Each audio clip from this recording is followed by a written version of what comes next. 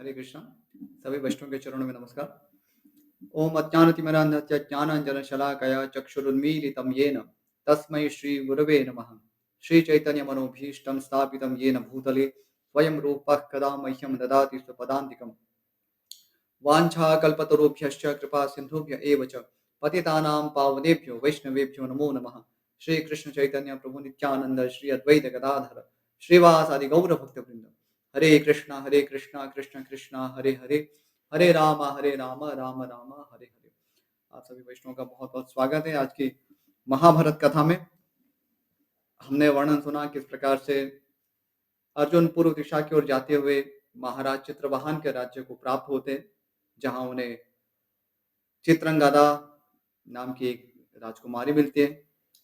उनसे आकर्षित होकर वहां के जो महाराज चित्रवाहन है उनसे वे मिलते हैं। महाराज चित्रवाहन उन्हें एक शर्त रखते हैं कि आप मेरी पुत्री के साथ विवाह कर सकते हैं, लेकिन इसकी एक ही शर्त है कि मेरा कोई पुत्र नहीं है, तो मेरी पुत्री का जो पुत्र होगा वही यदि इस राज्य का उत्तराधिकारी हो सके तो इस शर्त पे आप विवाह कर सकते हैं। और अर्जुन फिर चित्रांगदा से विवाह करते हैं। उनसे एक पुत्र उत्पन्न होता है जिसका नाम होता है बभ्रुवाहन, और फिर वे आगे की यात्रा शुरू करते हैं। अभी ये सप्तदशाधिक द्विशतमोध्याय 217वां अध्याय। अर्जुन का प्रभास तीर्थ में श्री कृष्ण से मिलना और उन्हीं के साथ उनका रैवतक पर्वत एवं द्वारकापुरी में आना।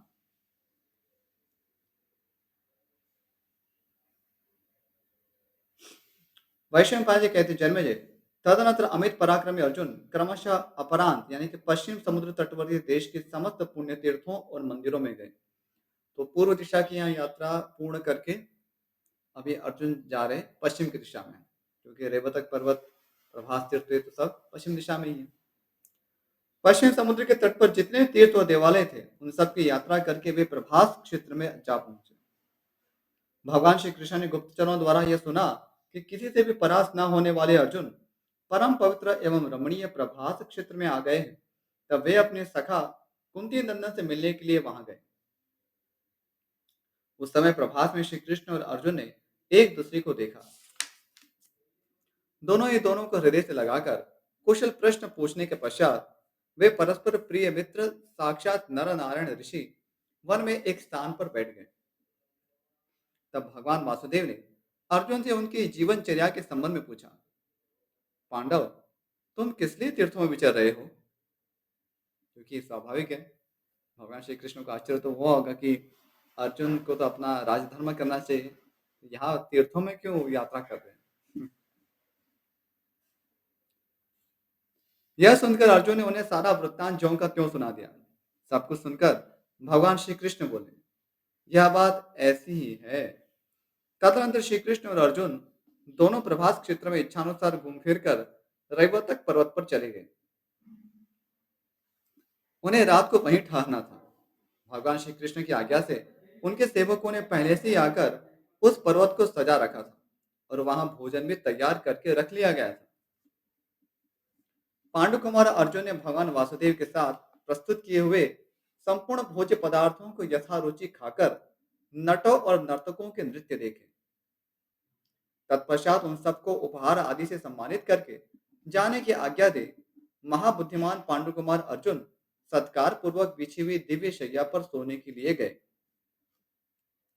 वहां सुंदर शैया पर सोए हुए महाबाहु धनंजय ने भगवान श्री कृष्ण से अनेक तीर्थों, कुंडों, पर्वतों, नदियों तथा वनों के दर्शन संबंधी अनुभव की विचित्र बातें कही। जन्मेजय, इस प्रकार बात करते करते अर्जुन उस स्वर्ग सदृश सुखदायिनी शैया पर सो गए। तदनंतर प्रातः काल मधुर गीत, वीणा की मीठी ध्वनि, स्तुति और मंगल पाठ के शब्दों द्वारा जगाए जाने पर उनके नींद खुली। तो एक पद्धति है, जो राजा महाराजा होते हैं उनको इसी प्रकार से चारण बंदीजन होते हैं, वे सुबह सुबह में उनकी स्तुति करके उठाते हैं, क्योंकि उन पे संपूर्ण राज्य का भार होता है, तो उनको एक प्रिविलेज भी है। तो और प्रिविलेज किस प्रकार से, क्योंकि वे ईश्वर का ही प्रतिनिधित्व करते हैं। तो ईश्वर का जैसे स्वागत होता है, इसी प्रकार से राजा का भी ऐसा ही स्वागत होता है। तो यहाँ अर्जुन को भी इसी प्रकार से स्वागत प्रदान कर रहे हैं। तत्पश्चात आवश्यक कार्य करके श्री कृष्ण के द्वारा अभिनंदित हो उनके साथ सुवर्णमय रथ पर बैठकर वे द्वारकापुरी को गए। जन्मेजय, उस समय कुंती कुमार के स्वागत के लिए समूची द्वारकापुरी सजाई गई थी तथा वहां के घरों के बगीचे तक सजाए गए थे। तो पूरी तो सजाई गई थी लेकिन बगीचों तक को नहीं छोड़ा। कुंती नंदन अर्जुन को देखने के लिए द्वारकावासी मनुष्य लाखों की संख्या में मुख्य सड़क पर चले आए थे जहां से अर्जुन का दर्शन हो सके। ऐसे स्थानों पर सैकड़ों हजारों स्त्रियां आंख लगाए खड़ी थी तथा भोज वृष्णि और अंधक वंश के पुरुषों की बहुत बड़ी भीड़ एकत्र हो गई थी। भोज वृष्णि और अंधक वंश के सब लोगों द्वारा इस प्रकार आदर सत्कार पाकर अर्जुन ने वंदनीय पुरुषों को प्रणाम किया और उन सब ने उनका स्वागत किया। यदुकुल के समस्त कुमारों ने भी वीरवर अर्जुन का बड़ा सत्कार किया। अर्जुन अपने समान अवस्था वाले सब लोगों से उन्हें बारंबार हृदय से लगाकर मिले। इसके बाद नाना प्रकार के रत्न तथा भांति भांति के भोज्य पदार्थों से भरपूर श्री कृष्ण के रमणीय भवन में उन्होंने श्री कृष्ण के साथ ही अनेक रात्रियों तक निवास किया। अभी आगे का अध्याय अष्टादशाधिक द्विशतमोध्याय 218वां अध्याय। रैवतक पर्वत के उत्सव में अर्जुन का सुभद्रा पर आसक्त होना और श्री कृष्ण तथा युधिष्ठिर की अनुमति से उसे हर ले जाने का निश्चय करना। तो यहाँ शीर्षक से ऐसा लगता है कि हाँ, अर्जुन सुभद्रा से आसक्त हो रहे, लेकिन वस्तुतः ये भगवान के नित्य पार्षद हैं और उनके हृदय में इस प्रकार से कोई भी काम वासना को स्थान नहीं हो सकता है। वो बाह्य रूप से जो भी यहाँ पर दिख रहा है वो अंततोगत्वा भगवान श्री कृष्ण के प्रति प्रगाढ़ भक्ति के कारण ही उनसे संबंध और बढ़े और उनकी सेवा बेहतर हो सके, इसलिए यहाँ पर अर्जुन की ऐसी इच्छाएं प्रकट हो रही है। पिछले अध्याय में भी जो हमने पढ़ा कि कैसे चित्रांगदा के साथ भी उनका जो संबंध स्थापित हुआ, उसमें भी यही विचार रहा होगा क्योंकि वे स्वयं नर हैं। तो उनसे इस प्रकार से अपेक्षा नहीं की जा सकती कि वे एक सामान्य कामुक पुरुष के भांति जिस किसी सुंदर स्त्री को देखते उनसे विवाह की याचना करते हैं। तो ऐसी भावना हृदय में नहीं रखनी चाहिए क्योंकि क्षत्रिय होने के नाते उन्हें विवाह तो करना ही था और जहाँ पर कोई यदि रत्न सदृश कोई स्त्री है तो उनसे उत्तम संतान प्राप्त हो सकते हैं। इस कामना से ही ऐसे सब पुरुषों के द्वारा भी विवाह का प्रस्ताव रखा गया है सामने से। तो अर्जुन में उसमें कोई अपवाद नहीं थे। आगे वैशंपायन जी कहते प्रश्रेष्ठ, तदनंतर कुछ दिन बीतने के बाद रैवतक पर्वत पर वृष्णि और अंधक वंश के लोगों का एक बड़ा भारी उत्सव हुआ। पर्वत पर होने वाले उस उत्सव में भोज वृष्णि और अंधक वंश के वीरों ने सहस्त्र ब्राह्मणों को दान दिया। सामान्य से कहीं पर भी उत्सव होता है तो दान की परंपरा है। कोई भी उत्सव है उसमें अन्न वितरण होना चाहिए और फिर अ, दान भी होना चाहिए। विशेष रूप से ब्राह्मणों को दान जो करना है वो होना चाहिए, इसी से उत्सव की पूर्ति होती है। नहीं तो हम क्या करते हैं कि बस उत्सव में खाली थोड़ा कुछ खा पी ले लेकिन दान नहीं करते। तो दान होना चाहिए, चाहे फिर वो सेवा के रूप में हो, किसी भी प्रकार से हो, लेकिन उत्सव जब भी है तो सभी को भोज प्राप्त होना चाहिए। उस समय जो भी आए हैं, इवन पशु पक्षियों को तक को भी अन्नदान करना चाहिए और भगवान नाम उच्चारण ये भी उत्सव का ही भाग है और दान करना चाहिए विशेष रूप से। राजन, उस पर्वत के चारों ओर रत्न जटित विचित्र राजभवन और कल्प वृक्ष थे जिनसे उस स्थान की बड़ी शोभा हो रही थी। वहां बाजे बजाने में कुशल मनुष्य अनेक प्रकार के बाजे बजाते, नाचने वाले नाचते और गायक गण गीत गाते थे। महान तेजस्वी वृष्णिवंशियों के बालक वस्त्राभूषणों से विभूषित हो सुवर्ण चित्रित सवारियों पर बैठकर देदीप्यमान होते हुए चारों ओर घूम रहे थे। द्वारकापुरी के निवासी सैकड़ों हजारों मनुष्य अपनी स्त्रियों और सेवकों के साथ पैदल चलकर अथवा छोटी बड़ी सवारियों के साथ आकर उस उत्सव में सम्मिलित हुए थे। भारत भगवान बलराम हर्षोन्मत्त होकर वहां रेवती के साथ विचर रहे थे। तो यहाँ जो रेवती है वे भगवान बलराम जी की धर्मपत्नी है। उनके पीछे पीछे गंधर्व चल रहे थे। वृष्णिवंश के प्रतापी राजा उग्रसेन भी वहां आमोद प्रमोद कर रहे थे। उनके पास बहुत से गंधर्व गा रहे थे। या गंधर्व शब्द से यहाँ गायक ये प्रयोजन है। वहां पर ऐसे कोई गंधर्व लोग से लोग नहीं आए थे, लेकिन गंधर्व गायक को भी कई बार गंधर्व कहा जाता है। तो उस न्याय से यहाँ पर सभी गायक थे उपस्थित, और सहस्त्र सहस्त्र स्त्रियां उनकी सेवा कर रही थी। युद्ध में दुर्मद वीरवर प्रद्युम्न और सांब दिव्य मालाएं तथा दिव्य वस्त्र धारण करके आनंद से उन्मत्त हो देवताओं के भांति विहार करते थे। अक्रूर, सारण, गद, बभ्रू, विदुरथ, निषठ, चारुदेष्ण, पृथु, विपृथु, सत्यक, सात्यकी, भंगकार, महारव, हृदिक पुत्र कृतवर्मा, उद्धव और जिनका नाम यहाँ नहीं लिया गया है, ऐसे अन्य यदुवंशी भी सबके साथ अलग अलग स्त्रियों और गंधर्वों से घिरे हुए रैवतक पर्वत के उस उत्सव की शोभा बढ़ा रहे थे। अत्यंत अद्भुत विचित्र कौतूहलपूर्ण उत्सव में भगवान श्री कृष्ण और अर्जुन एक साथ घूम रहे थे। तो ये तो जन्म जन्म के सखा है, इसलिए जब अर्जुन वहां पर है, भगवान श्री कृष्ण उनको हाथ में हाथ रखकर उनको सब घुमा रहे हैं अपने राज्य में। इसी समय वहां वसुदेव जी की सुंदरी पुत्री सुभद्रा श्रृंगार से सुसज्जित हो सखियों से घिरी हुई उधर आ निकली। वहां टहलते हुए श्री कृष्ण और अर्जुन ने उसे देखा। उसे देखते ही अर्जुन के हृदय में कामाग्नि प्रज्वलित हो उठी। उनका चित्त उसी के चिंतन में एकाग्र हो गया। भगवान श्री कृष्ण ने अर्जुन के इस मनोदशा को भांप लिया। तो यहाँ जो काम वेदना है वस्तुतः वो भगवत प्रेरित काम वेदना है। वो ऐसा ना समझे कि अर्जुन जो उर्वशी से भी कभी आकर्षित ना हो पाए, तो भला किसी एक इस पृथ्वीलोक की कोई स्त्री, वस्तुतः सुभद्रा देवी वो कोई पृथ्वीलोक की कहने के लिए स्त्री थी, वैसे तो वे स्वयं योगमाया है। तो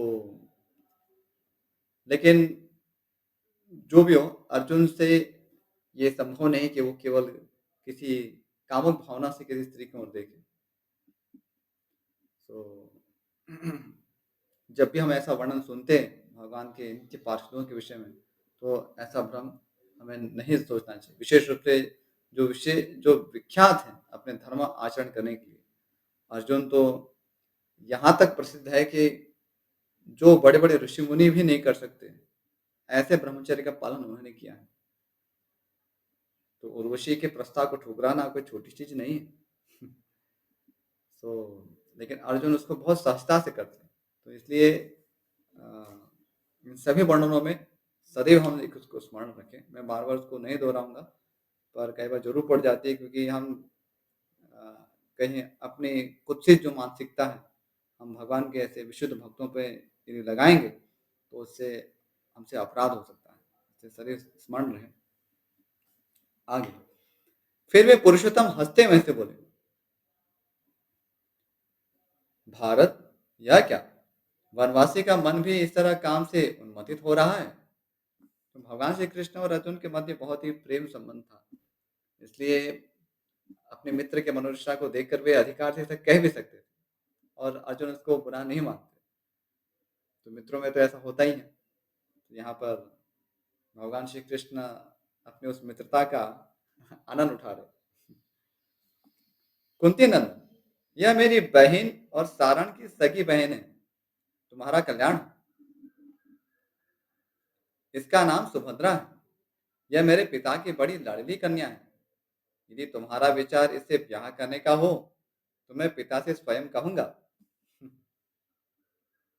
तो भगवान श्री कृष्ण तो थोड़ी भी देर नहीं लगा रहे। तुरंत अर्जुन की इच्छा को पूर्ण करने के लिए कितने आतुर हो रहे हैं। ये भगवान श्री कृष्ण का स्वभाव है। तो अर्जुन भी यहाँ पर शुद्ध भक्त है, तो उनकी कामना है, उनको शीघ्रता से शीघ्र उसको पूर्ण करने के लिए यहाँ पर प्रस्तुत है। अर्जुन ने कहा, यह वसुदेव जी की पुत्री, साक्षात आप वासुदेव की बहन और अनुपम रूप से संपन्न है। फिर यह किसका मन न मोह लेगी? सखे, यदि यह यदि यह वृष्णिकुल की कुमारी और आपकी बहन सुभद्रा मेरी रानी हो सके, तो निश्चय ही मेरा समस्त कल्याणमय मनोरथ पूर्ण हो जाए। जनार्दन, बताइए, इसे प्राप्त करने का क्या उपाय हो सकता है? यदि मनुष्य के द्वारा कर सकने योग्य होगा, तो वह सारा प्रयत्न मैं अवश्य करूंगा। भगवान श्री कृष्ण बोले, नरश्रेष्ठ पाप, क्षत्रियों के विवाह का स्वयंवर एक प्रकार है, परंतु उसका परिणाम संदिग्ध होता है, क्योंकि स्त्रियों का स्वभाव अनिश्चित हुआ करता है। पता नहीं वे स्वयंवर में किसका वर्ण करें। तो भगवान श्री कृष्ण भी अभी उस लीला का आनंद उठा रहे हैं। तो अर्जुन को कह रहे हैं कि वैसे क्षत्रियों में तो स्वयंवर होता ही है, और स्वयंवर विधि है वो अन्य लोगों के लिए नहीं, अन्य वर्णों के लिए नहीं, केवल क्षत्रियों के लिए ये प्रिविलेज है। तो ऐसा नहीं कि सभी हम समान कर पे हैं। ब्राह्मणों का अपना प्रिविलेज है, क्षत्रियों का अपना प्रिविलेज है, वैश्यों के लिए अपना प्रिविलेज है, शूद्रों के लिए भी अपना प्रिविलेज है। जैसे शूद्रों के लिए उनके जो नीति नियम है वो इतने ब्राह्मण जितने कठोर नहीं होते, तो उनके लिए उनका अपना खुद का भी प्रिविलेज है। ऐसा नहीं कि सभी एक समान स्तर पे, लेकिन हाँ, सभी को अपना सम्मान है अपने कार्य के अनुसार। तो यहाँ क्षत्रियों के लिए एक विधि बता रहे हैं विवाह की, वह है स्वयंवर। लेकिन भगवान श्री कृष्ण बताते हैं कि स्त्रियों का मन तो चंचल होता है, और स्वयंवर में आने पर हो सकता है कि वो अन्य किसी पुरुष के प्रति आसक्त हो जाए, तो फिर तो आप जिसे पाना चाहते हैं वो तो आपको प्राप्त नहीं होगी। फिर आगे बता रहे हैं, बलपूर्वक कन्या का हरण भी शूरवीर क्षत्रियों के लिए विवाह का उत्तम हेतु कहा गया है, ऐसा धर्मज्ञ पुरुषों का मत है। तो यहाँ भगवान श्री कृष्ण इनको संकेत से ये बता रहे हैं कि देखो, वो तो स्वयंवर में तो अस्पष्टता रहेगी कि वे तुम्हारे गले में वरमाला डालेंगे या नहीं डालेंगे। हाँ, लेकिन और एक प्रकार है जिसमें आप राक्षस विधि से उसका अपहरण करके उनके साथ विवाह कर सकते हैं। तो ये क्षत्रियों के लिए ही ये अलाउंस है। ऐसा नहीं कि करना ही पड़ेगा, लेकिन अलाउंस अलाउंस अर्थात अनुमत है। क्षत्रिय कभी ऐसा करे तो उसमें कोई दोष नहीं देखा जाता, पर सामान्य रूप से ऐसा वो भी नहीं करते हैं। लेकिन किसी स्थिति विशेष में ऐसा करना पड़ा तो उनके लिए अनुमत है। आगे, अतः अर्जुन, मेरी राय तो यही है कि तुम मेरी कल्याणमयी बहन को बलपूर्वक हर ले जाओ। कौन जानता है स्वयंवर में उसकी क्या चेष्टा होगी, वह किसे वरण करना चाहेगी। तब अर्जुन और श्री कृष्ण ने कर्तव्य का निश्चय करके कुछ दूसरे शीघ्रगामी पुरुषों को इंद्रप्रस्थ में धर्मराज युधिष्ठिर के पास भेजा, और सब बातें उन्हें सूचित करके उनकी सम्मति जानने की इच्छा प्रकट की। महाबाहु युधिष्ठिर ने यह सुनते ही अपनी ओर से आज्ञा दे दी, क्योंकि भगवान श्री कृष्ण की ऐसी इच्छा हो, जो स्वयं ही अ, सुभद्रा जी के भाई लगते हैं, तो और अभी पूछना क्या रहा, क्योंकि वसुदेव जी तो कभी भगवान श्री कृष्ण की बात अस्वीकार करेंगे नहीं। इसलिए महाराज युधिष्ठिर वो स्वयं ही धर्मज्ञ हैं, और सहर्ष उन्होंने आज्ञा प्रदान कर दी। भीमसेन यह समाचार सुनकर अपने को कृतकृत्य मानने लगे, और दूसरे लोगों के साथ ये बातें करके उनको बड़ी प्रसन्नता हुई। तो स्वाभाविक है, क्योंकि भगवान श्री कृष्ण के साथ ही एक संबंध जुड़ने जा रहा है, इसलिए सभी पांडवों को इससे अत्यंत हर्ष प्राप्त हुआ। और स्वाभाविक है कि यहाँ पर यद्यपि वर्णन नहीं किया गया है, लेकिन दूत केवल यही समाचार नहीं निवेदन करने गए होंगे कि अर्जुन सुभद्रा जी से विवाह करना चाहते हैं, लेकिन इसके पूर्व जो जो भी विवाह हुए हैं उन सबके विषय में वो सूचना प्राप्त हो चुकी होगी। अभी आगे का अध्याय, यादवों की युद्ध के लिए तैयारी और अर्जुन के प्रति बलराम जी के क्रोधपूर्ण उद्गार। अभी भयानक दृश्य उत्पन्न हो रहा है। वैशंपायन जी कहते, जन्मेजय, तदनंतर उस विवाह संबंधी संदेश पर युधिष्ठिर की आज्ञा मिल जाने के पश्चात धनंजय को जब यह मालूम हुआ कि सुभद्रा रैवतक पर्वत पर गई हुई है, तब उन्होंने भगवान श्री कृष्ण से सलाह ली। श्री कृष्ण ने उन्हें आगे क्या करना है यह बताकर सुभद्रा से विवाह करने तथा उसे हर ले जाने की अनुमति दे दी। श्री कृष्ण की सम्मति पाकर भरत श्रेष्ठ अर्जुन अपने विश्राम स्थान पर चले गए। भगवान की आज्ञा से दारुक ने उनके सुवर्णमय रथ को विधिपूर्वक सजाकर तैयार किया था। उसमें स्थान स्थान पर छोटी छोटी घंटिकाएं तथा झालरें लगा दी थी और शैव्य सुग्रीव आदि अश्व भी उसमें जोत दिए थे। उस रथ के भीतर सब प्रकार के अस्त्र शस्त्र मौजूद थे। उसके घरघराहट से मेघ की गर्जना के समान आवाज होती थी। वह प्रज्वलित अग्नि के समान तेजस्वी जान पड़ता था। उसे देखते ही शत्रुओं का हर्ष हवा हो जाता था। नरश्रेष्ठ धनंजय कवच और तलवार बांधकर एवं हाथों में दस्ताने पहनकर उसी रथ के द्वारा शिकार खेलने के बहाने रैवतक पर्वत पर गए। तो यहाँ दारूक जी ने जिस रथ को सजाया था वो तो भगवान श्री कृष्ण का रथ था और अर्जुन उसी रथ का प्रयोग कर रहे हैं। तो भगवान की कोई योजना रही होगी किस प्रकार से उन्हें अ, आगे ये सब कार्य संपादित हो, क्योंकि भगवान का रथ होने से जो भी ये कहीं पर प्रवेश संबंधी कुछ ऐसा विचार हो तो उसमें नहीं आएगा। बहुत सारी इसमें विचारणा हो सकती है।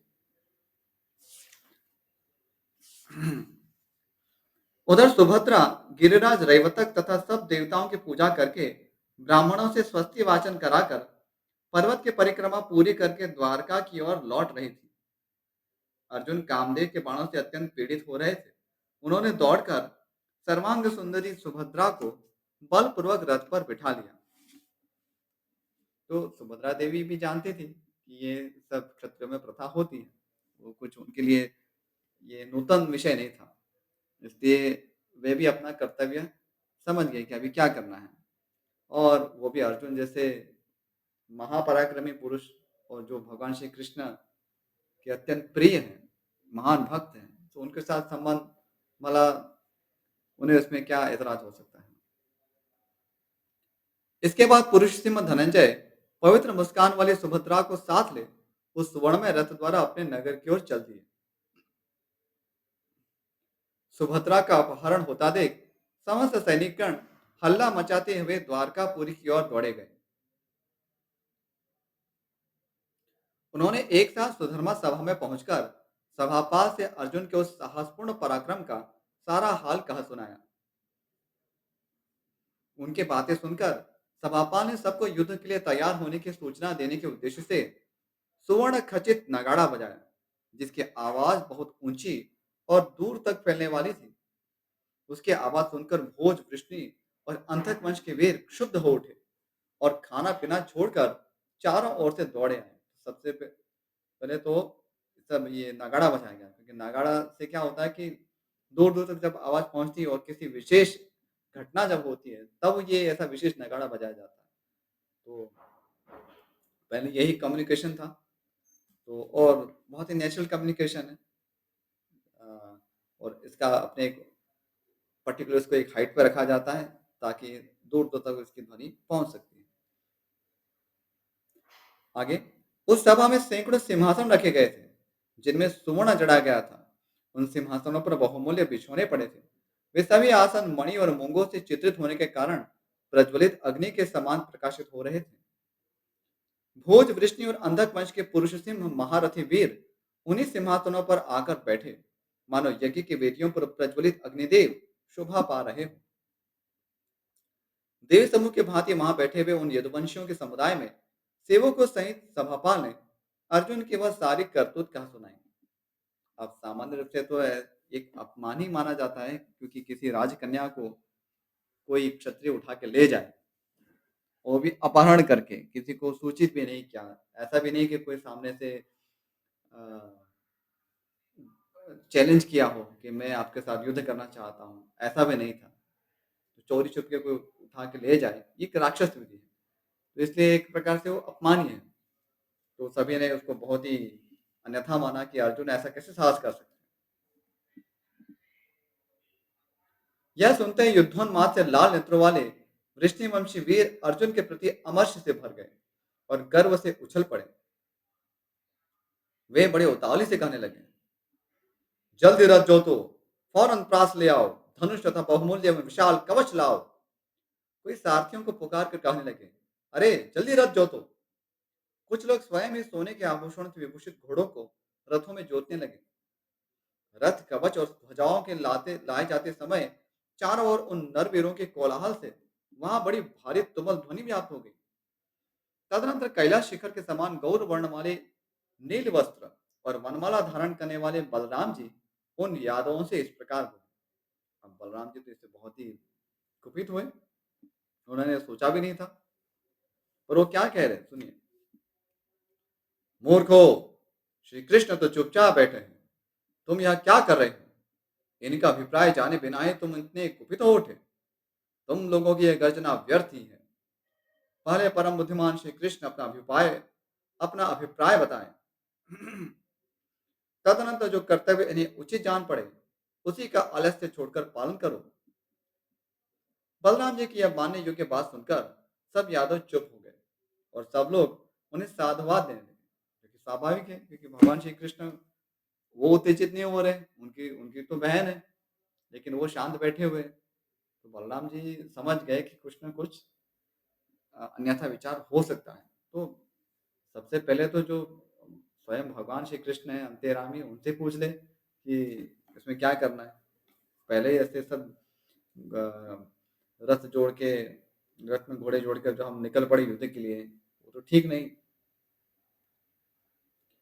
परम बुद्धिमान बलराम जी के उस वचन को सुनने के साथ ही वे सभी वीर फिर उस सभा में मौन होकर बैठ गए। तदनंतर परंतप बलराम जी भगवान श्री कृष्ण से बोले, जनार्दन, यह सब कुछ देखते हुए भी तुम क्यों मौन होकर बैठे हो? अच्युत, तुम्हारे संतोष के लिए ही हम सब लोगों ने अर्जुन का इतना सत्कार किया, परंतु वह खोटी बुद्धि वाला कुलांगार उस सत्कार के योग्य कदापि न था। अपने को कुलीन मानने वाला कौन ऐसा मनुष्य है जो जिस बर्तन में खाए उसी में छेद करे? संबंध की इच्छा रहते हुए भी कौन ऐसा कल्याणकामी पुरुष होगा जो पहले के उपकार को मानते हुए ऐसा दुस्साहसपूर्ण कार्य करे? उसने हम लोगों का अपमान और केशव का अनादर करके आज बलपूर्वक सुभद्रा का अपहरण किया है, जो उसके लिए अपनी मृत्यु के समान है। गोविंद, जैसे सर्प पैर की ठोकर नहीं सह सकता, उसी प्रकार मैं, उसने जो मेरे सिर पर पैर रख दिया है, उसे कैसे सह सकूंगा? अर्जुन का यह अन्याय मेरे लिए असह्य है। आज मैं अकेला ही इस वसुंधरा को कुरुवंशियों से विहीन कर दूंगा। मेघ और दुंदुभी के गंभीर ध्वनि के समान बलराम जी की वैसी गर्जना सुनकर उस समय भोज, वृष्णि और अंधक वंश के समस्त वीरों ने उन्हीं का अनुसरण किया। तो बलराम जी यहाँ पर एक नया रस उत्पन्न कर रहे हैं। भगवान श्री कृष्ण और अर्जुन के मध्य जो एक बातचीत हुई थी और अभी जिस प्रकार से दृश्य बन रहा है और उसमें रस बढ़ रहा है, तो बलराम जी कैसी प्रतिक्रिया उस रस को बढ़ाने के लिए ही है। तो जो भक्ति तत्व को जानते हैं वो उसको समझ सकते हैं। बाकी तो जो भक्ति तत्व से अपरिचित हैं, उनको तो केवल एक साधारण घटना लगेगी, ठीक है, एक भाई मौन है, उनका शायद उसमें कुछ हिडन एजेंडा होगा, लेकिन दूसरे भाई तो गुस्सा में है, तो एक एक नॉर्मल कंडीशन ऐसा लग रहा है। लेकिन ये कोई एक सामान्य अवस्था नहीं है, क्योंकि ये भगवान के आनंद के लिए ही सारे प्रयास हो रहे हैं। तो बलराम जी भी उसमें अपनी ओर से कुछ ऐड कर रहे हैं, एक रस की उत्पत्ति कर रहे हैं। तो यहीं पर विराम करेंगे। ये अध्याय यहीं पूर्ण भी होता है। अब इसके बाद आगे क्या होता है, कैसे अर्जुन और सुभद्रा जी का विवाह संपन्न होता है, अर्जुन के साथ ये तो होता है या नहीं होता है, तो ये सारा प्रसंग अब कल सुनेंगे। अस्तु। वाञ्छाकल्पतरुभ्यश्च कृपा सिन्धुभ्य एव च पतितानां पावनेभ्यो वैष्णवेभ्यो नमो नमः। श्रीमद् महाभारत ग्रंथ की जय, महर्षि वेदव्यास की जय, श्रीमान गणपति देव की जय, श्रील प्रभुपाद की जय। हरे कृष्ण। आप सभी भक्तों का बहुत बहुत आभार इस महाभारत कथा में जुड़े रहने के लिए। हरे कृष्ण। Thank you.